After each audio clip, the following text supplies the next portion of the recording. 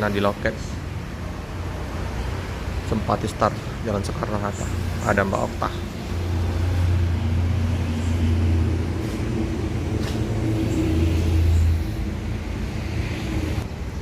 Ya, di depan loket Laju Prima hanya 1 unit ya.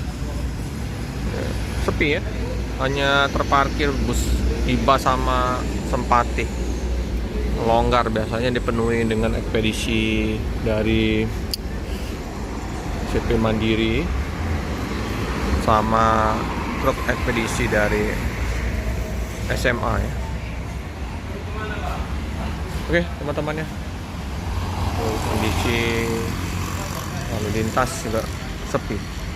Cukup sekian dulu video dari saya. Jangan lupa like, comment, subscribe, share sebanyak-banyaknya, tekan lonceng biar terupdate video selanjutnya. Terima kasih teman-teman.